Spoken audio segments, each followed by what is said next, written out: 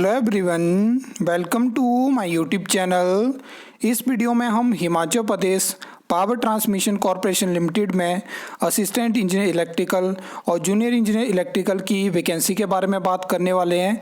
और अभी कुछ दिन पहले आपने एक फ़ोटो देखी होगी जिसमें कि टीसीएल की 199 आउटसोर्स वैकेंसी की बात करी गई थी, तो उसके बारे में भी हम डिटेल में बात करेंगे, तो आप वीडियो को एंड तक ज़रूर देखना।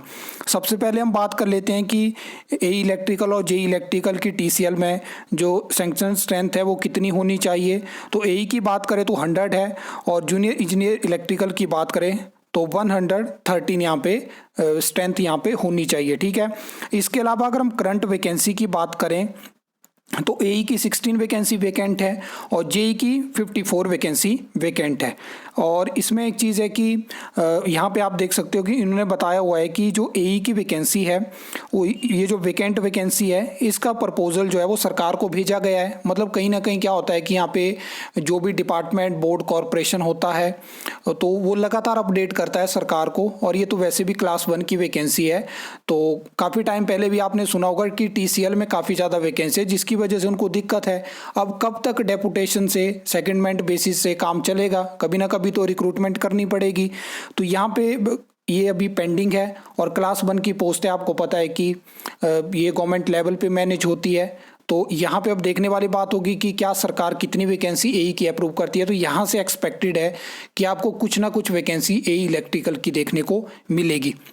अब जे इलेक्ट्रिकल के बारे में मैं बात करूं तो 2022 में पूरे चांसेस थे जब बीजेपी की गवर्नमेंट थी कि यहाँ पे 45 वैकेंसी आपको देखने को मिल सकती है, लेकिन वो चीज़ आज तक नहीं हो पाई। और यहाँ पे भी इन्होंने मेंशन नहीं किया है कि जे इलेक्ट्रिकल की वैकेंसी का क्या स्टेटस है, क्या टीसीएल उनको भरना चाहता है, क्या सरकार का यहाँ पे क्या चीज़ें हैं। क्योंकि हर बार क्या होता है कि बोर्ड और कॉरपोरेशन की वैकेंसी आपको कैबिनेट से अप्रूवल के माध्यम से देखने को नहीं मिलती है, लेकिन फिलहाल करंट गवर्नमेंट ने ये कंडीशन लगाई है कि हर एक वैकेंसी वो किसी भी बोर्ड की या कॉरपोरेशन की है तो वो जो है वो कैबिनेट अप्रूवल के बाद ही भरी जाएगी। अदरवाइज पहले की गवर्नमेंट की आप बात करोगे या उससे पहले की गवर्नमेंट की बात करोगे तो वहाँ पे ये चीज़ें नहीं होती थी। आपको डायरेक्टली जो था इनकी एक मीटिंग होती है और वहीं से ये वैकेंसी को अप्रूव करते हैं और डायरेक्ट आपको वैकेंसी देखने को मिल जाती थी। अब बात कर लेते हैं उस फोटो के बारे में। तो ये वो फोटो था जिसमें कि 199 वैकेंसी की बात करी गई थी। इसके बाद टीसीएल को काफ़ी लोगों ने कांटेक्ट किया, और इस फोटो के बाद जो पूरा मतलब जो नोटिफिकेशंस थी मैंने वो भी देखी है। ऐसा नहीं है कि मैं सिर्फ इसी फोटो के ऊपर बात कर रहा हूँ। और जून के महीने की ये बात है, तो इसमें अलग अलग लोगों ने बात करी और टीसीएल की तरफ से बताया गया कि ये रिक्रूटमेंट ऑलरेडी हो चुकी है। अब मुझे नहीं पता कि ये रिक्रूटमेंट कब हुई है, क्योंकि मेरी भी किसी और से बात हुई है तो उनको बताया गया कि ये रिक्रूटमेंट हो चुकी है।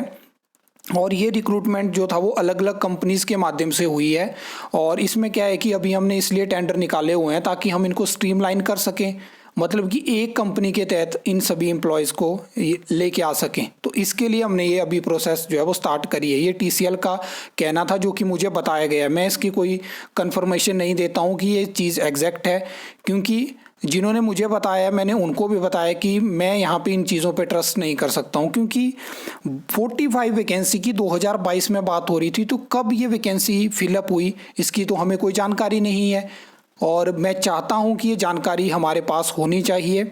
और इसके लिए जो है वो आरटीए के माध्यम से ये जानकारी ली जाएगी। डिटेल में ये टीसीएल को ये जानकारी देनी होगी कि ये रिक्रूटमेंट कब हो गई, क्योंकि क्लास 1 की रिक्रूटमेंट का तो हम पहली बार देख रहे हैं कि आउटसोर्स माध्यम से हिमाचल प्रदेश में हो रही है।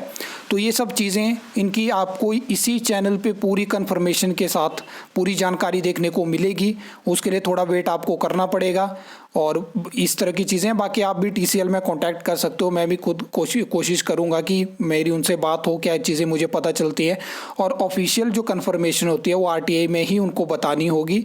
अगर आरटीआई में रिप्लाई नहीं आता है तो हम अपील करेंगे, वहाँ तो उनको जानकारी देनी होगी, सेकंड अपील करेंगे। तो वैसे ये जानकारी आपको डेफिनेटली दी जाएगी, तो उसके लिए आपको थोड़ा वेट करना होगा। आई होप आपको ये वीडियो अच्छी लगी होगी, इन्फॉर्मेटिव लगी होगी। तो वीडियो को लाइक कमेंट शेयर कर सकते हो, चैनल को सब्सक्राइब कर सकते हो फॉर द न्यू अपडेट्स के लिए।